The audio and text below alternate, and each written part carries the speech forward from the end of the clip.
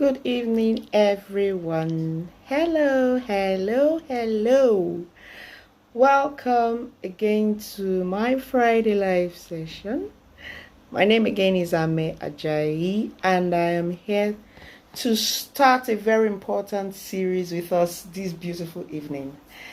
I was thinking the month of March is almost coming to an end, and we will be in April soon, and we'll be having our April Teens Easter camp.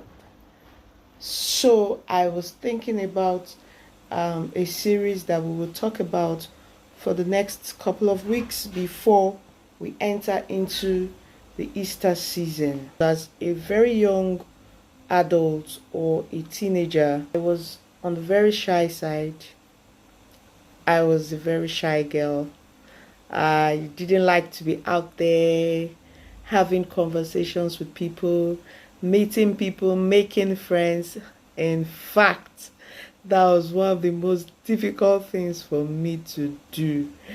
The few friends I made in secondary school or as a student, I made because a situation brought us together, and over time, that relationship evolved. So that's conscious effort of trying to make or create friendships. I didn't have it. And I'm sure there's so many people sitting in that same boat. And maybe you're watching this video, you're the shy type, you're the one that doesn't like to talk to people, you don't like to make friends, you like your own company. Some people say, I just love my company. I'm just okay when I'm alone. Seriously, I'm actually in that boat. I can stay in my house for a week and not step out, and I would not be bored. I love my company. It is something else. I love when I'm alone. I used to struggle being with people actually. So but over the years I discovered that I had been undoing myself. Because there's so much in relationships that we don't get to know about early enough, and then we lose out and we miss out. And that's why I'm going to be having this next couple of weeks, we are going to be talking about how to make friends. Why do we need to make friends? Should we even have friends?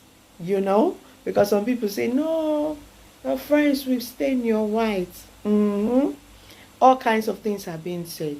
Should we really make friends and all of that? We are social beings. If God had wanted man to be alone, he would have just left it at Adam and Eve at that time, yes, right? But God didn't want that to happen. He wanted man to socialize. He wanted man not to be alone. He wanted man to have friends. He wanted man to relate with each other. And that's why Jesus Christ did not come to the earth and just stayed in one corner of the earth until he was ready to fulfill his mission on earth. Jesus Christ lived a normal life. He socialized. He had family. He had friends. He had church people. Or should I call them synagogue people? He had people that he talked with. He had people he was friends with. He had people he ate with. So the truth is, we are social beings, and we must understand how to navigate that social capital. Yeah, in case you're joining my session for the very first time and you're watching on YouTube, please don't forget to hit the subscribe button and tap the notification bell so that you get notifications anytime we go live. And if you are joining on Facebook or you're catching a replay, thank you for joining. Thank you for following us. Thank you for following what we do. So, the Making Friends series. Today, I'm going to be talking about why make friends in the first place. Why? I can just be on my own. Some persons have told me, Coach Ame, I can just be on my own. Yeah. But the truth is that you will be shortchanging yourself if you be or you remain on your own. I grew up hearing things like friends will betray you, never trust anyone. So many people around me have been hurt by friends. I saw this happen both in my family, outside my family. Everyone was talking about how a friend had hurt them. And then I kept wondering, if everyone says a friend has hurt me, how about you that is saying a friend has hurt you? Are you not friends with someone? Have you ever thought, is it possible that other people are saying, I hurt them? Yes, other people could be saying just that. Somehow, it was believed that the only people you could keep close to your heart are family members. Oh, I don't have any friends outside my family. My siblings are my friends. My family members are my friends. I've heard those kind of comments. And so I'm thinking, do family members not hurt family members? Do siblings not hurt siblings? Do relatives not hurt relatives? But are we going to say now, oh, because a relative has hurt me, because a friend has hurt me, then I am no longer related to this person? My dear friends, that someone is related to you by blood does not mean that they cannot hurt you. Actually, the focus should be, how do I create a circle of people that add value to me and that I am willing to add value to? That is the real question. And I'm hoping that this series will address all these questions. So why make friends at all? Why do I have to make friends? I know we have said, when I'm talking to young people, I talk a lot about peer pressure. Peer pressure is a thing. Yes, peer pressure. And please don't allow your peers to influence you. The reason why I'm saying don't allow them to influence you is not because, actually, it is because we are afraid that they will influence you negatively. If we were sure that your friends will influence you positively, that is, they would push you to become better, they will push you to attain heights that you only dreamed of. If we thought that that's the direction that the pressure is going to come from, we would encourage peer pressure. So that myth of being told that friends are evil, people are evil, and then there's another one, especially among the female gender, women are women's enemies. Those are lies. Big lies. The truth is that, just like scripture says, the heart of man is desperately wicked. No one knows it. It happens both for the male gender and the female gender. So what do we need to do? How do we then create this circle? Because I lived in that mirage for a very long time. I told myself, oh no, I really didn't need friends. Trust me, I made a whole lot of mistakes that I could have avoided if I had certain kinds of people in my circle. Why do you need friends? I want to share some stories with us. Let me start with common ones that you may have heard about. Thank you, Sarah, for joining. Oh, hi. So true. People are people. No one is perfect, myself inclusive. So let's stop this narrative of everybody's hurting me, everybody's hurting me. What about the people that you have hurt and that feel that you have hurt them? Okay, so I'm sharing a story of Oprah Winfrey. We all know Oprah Winfrey and Gayle King. So Oprah Winfrey has credited her success to her friend Gayle, saying that they have come through a lot together. So they've had conversations. In the midst of fame, she had this one person that she could go to, this one person that could be in her circle, this one person that she could just be herself with. So imagine how successful that black woman Oprah Winfrey is, saying that I am successful because of this person. I am successful. Do you know what it means for someone that has gained that height, that level of influence, to say, oh, forget about this thing you're seeing. You're seeing this because of this person. That's to tell you how profound friendships can be. So anyone that has taught you the narrative that friends are evil, taught you from a skewed perspective of their own perception. How to look at people and select friends. How to discern. How to know people's values that align with mine. And how to approach friendships. Friendships happen to us by chance. Oh, we found ourselves in the same class. You were sitting beside me. You became my friend. We found ourselves in the same church. We were in the choir together. Somehow we sat in soprano together. And you became my friend. So friendships are supposed to go beyond that. That's how profound friendships can be. And yet we have lied to ourselves over the years to say friends are your greatest enemies. The truth would always remain that you have not experienced something doesn't mean that it doesn't exist. What you need to do is find out. For those that have been successful, how did they achieve that success? I also want to talk to us about friendships that have derailed people.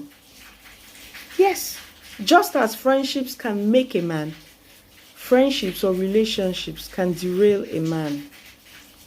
Let me give us a vivid example. I heard about the story of these two teenagers. One of them confessed he was caught for a crime and he was being sent to jail. And part of his confession was that he was just 15 when he met his friend that was 17. And in a matter of months, they had gotten into armed robbery together.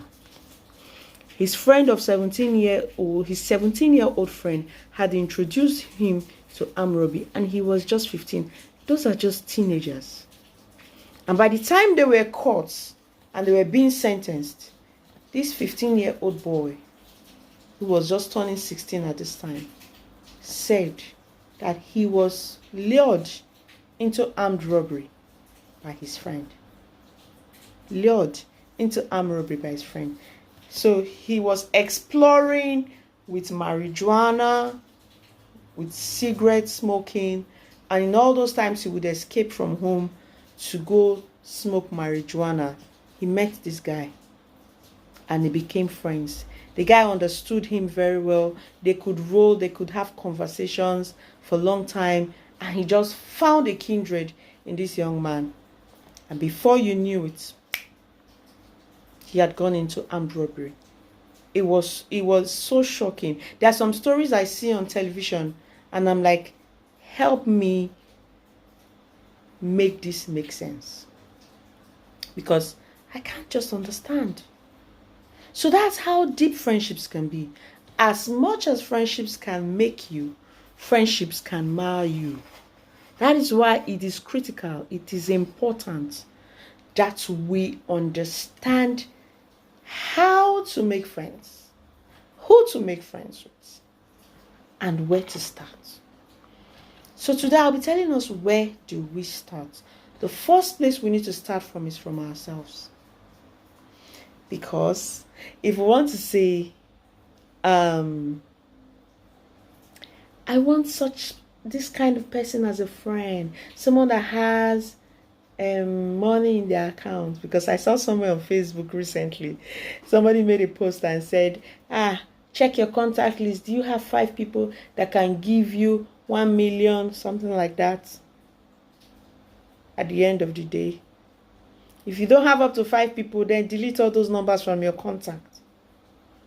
And in my mind, I'm like, why would you measure the value that you get from people based upon just naira and kobo or dollars or any kind of currency. Life is currency. Relationships are currencies. You just need to know how to use them and when to use them. So you are looking at getting 1 million from your friends. How many friends have you helped with 1 million? Check your contact list. That person that is saying, look at my contact list. Do I have 5 people that can give me 500,000 or 1 million if I'm in dire need of it now? And I'm thinking, how many people on your contact list have you given 1 million? Or even if you've not given them 1 million, how many people have you been valuable to? Because it's easy to sit there and say, oh, this one doesn't have what I want. This particular person doesn't have what I need as a friend. This one doesn't have what I need as a friend. What are you giving? The Bible says that he who must be friends or who expects friendship must first of all make himself friendly. So you expect something not by demanding it, but by being it, so that people that you are befriending will see your hand of friendship and then they would embrace it. So that's why you're able to distinguish toxicity from actual friendships, because the natural thing that would happen is when you offer to people, when you give to people, when you invest in friendships, it's supposed to come back to you. So when you consistently invest in friendships, in building a relationship, and you are not getting that response back, then that's the definition, in my opinion, of toxicity. Then you know that you need to separate yourself from such environments. But the truth is, we do not always receive the way we give or exactly what we give. That's the beauty of life. That's the beauty of life. We will not always get the way we give. We will get in different currencies. I might give you naira and get in dollars. You might give me in dollars and I give you in naira. Or you may give me time in terms of attention, in terms of showing up. Of course, friends show up for each other. The other person must be seen to also take steps. And that's how I lost friendships over the years as a young person. So I would have this very lovely friend that would be all, maybe they see something very beautiful in me. They're investing in that friendship, trying to check up on me, finding out how I'm doing, being there for me. And I think I feel like I'm also nice to them at that point when that relationship is budding. But at that time, it will just get to a point I could just ghost the person, and I would not have recourse to that relationship again. It's a natural phenomenon. Whatever you feed will grow. If you feed a friendship, it will grow. If you feed a relationship, it will grow. So why do we need friendships? Why do we need relationships? Relationships are currency. If you didn't get anything this evening, please take note of that. Relationships are currency. I worked in a particular office and I know people were like, this lady, she has made millions. She's a millionaire. Do you know where she works?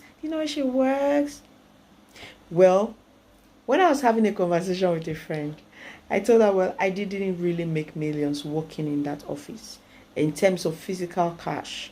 But I did make millions working in that office in terms of relationships, because it gave me opportunities to meet people, to have that interaction with people at certain levels.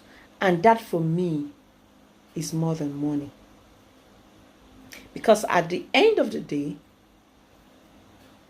opportunities present themselves that give you opportunities to make the millions from the people you know. Look around.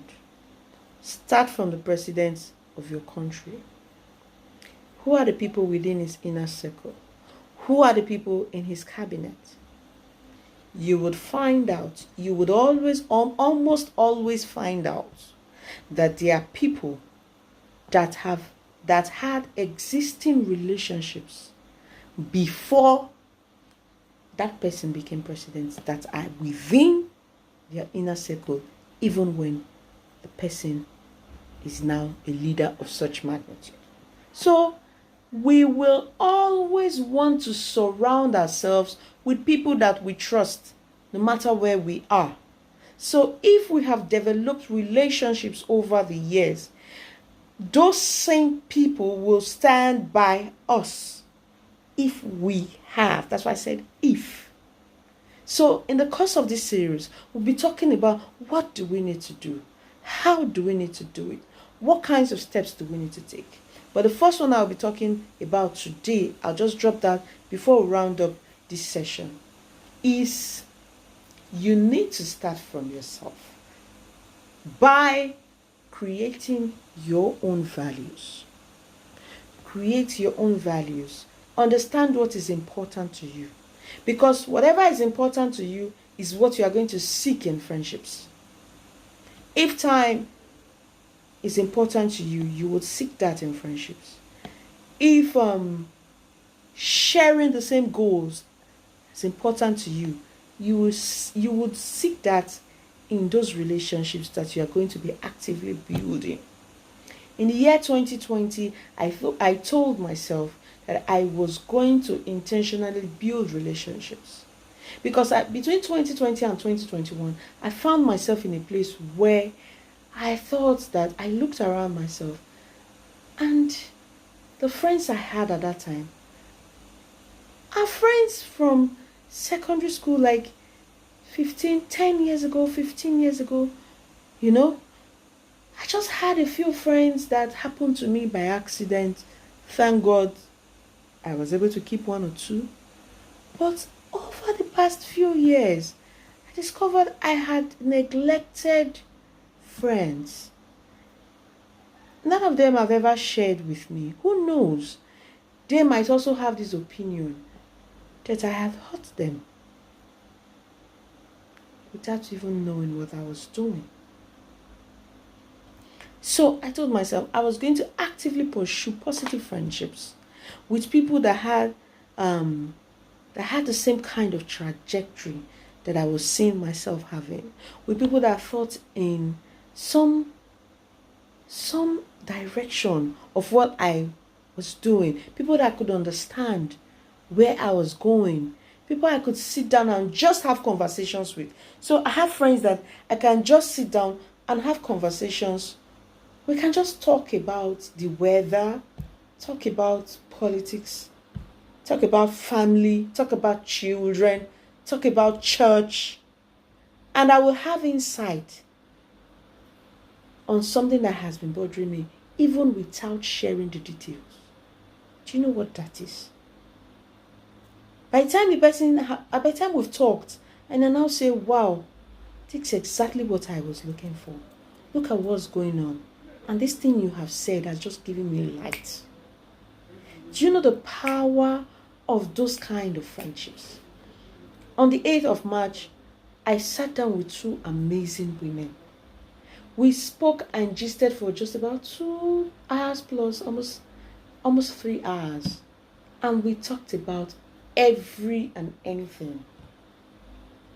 Now, after that session, it was not meant to be a session. It was just meant to be hanging out or hanging in, because we actually went to someone's house and just spent the day there. So it was meant to be hanging in.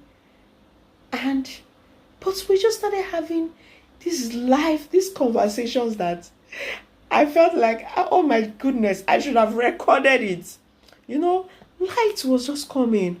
Insight was coming. I was like, Jesus Christ. Friendships. So I discovered, and these are women. As a teenager, I was a tomboy of some sort, not in terms of how I've dressed or anything, but I made friends easily with guys. I had a lot of male friends. It followed me even into parts of the higher institution. I had male friends. I still have male friends, but there has to be a limit to male friendships once you get married. So I was shortchanged when I got married because now I can pursue relationships, active friendships with the opposite sex, because I feel like that boundary, I don't want to deal with it. And I don't have any female friends. Jeez. Just one or two. Maybe one is in the UK, one is far away from me. Shortchanging myself. But now I have amazing friendships. Oh my goodness. Oh my goodness. It's mind-boggling that you can just sit with someone and gist and light will come. Those were the kind of friendships I was looking for in 2021. But I had to work. The dividends of the work is paying off now. Because I will just call. How far?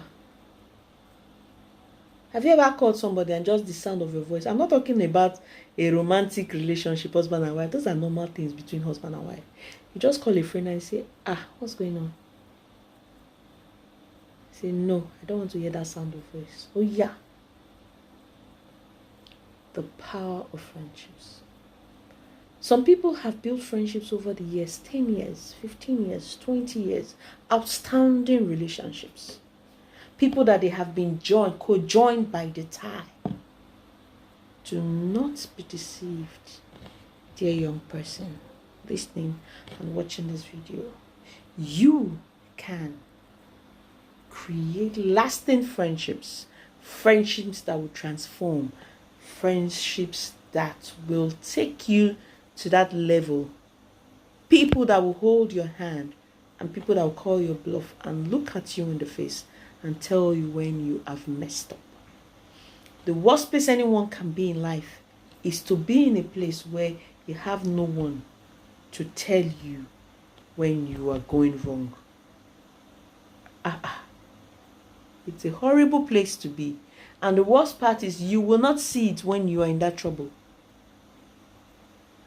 The Bible says that there is a friend that stays closer than a brother. Now, maybe your friend might be your brother, but not many of us are fortunate that way. I have a sister that's my friend. My immediate younger sister, she's my friend in every sense of the word. But she's not my only friend. I have other friends as well.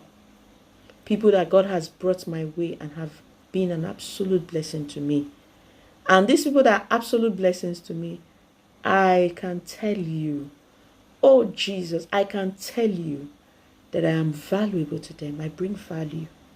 I bring something to the table. So dear young person, next week Friday, we will be talking about how do we begin to groom these friends? How do we begin to grow this inner circle? I already talked about creating our value system. Because when you have something that is valuable to you, then you can begin to look at seeing those values being replicated in the people that you pursue active friendships with. Thank you again for joining this evening. Of course, I will not be able to exhaust everything in this 30-minute live session. We've gone 30, it's almost 35 minutes. Wow, I wasn't sure if my Facebook people joined this session. Facebook guys, are you here? Can you see us? I can see people on YouTube, but Facebook, I'm not too sure. Not too sure. Facebook guys, I would have loved to see a comment, someone saying, hi coach, we can hear you, we can see you. Right on, coach. Thank you so much for joining this session this evening. So we have started a series, the Making Friends series, and we will be making friends together over the next 3 weeks as we exhaust this topic. So we've talked about why we need to make friends today. And I've shared some stories. If you have some insights or some stories that you want to share about friends that have helped each other or friends that have derailed each other, please feel free to share in the comment section. Thank you so much for joining. I'm going to say good night at this point. Thank you, thank you. Have a wonderful night rest. My name again is Ame Ajayi. I am your teen mentor and coach and the founder of the Jamaican Teens Initiative. Thank you for joining. Have a wonderful night rest. Bye.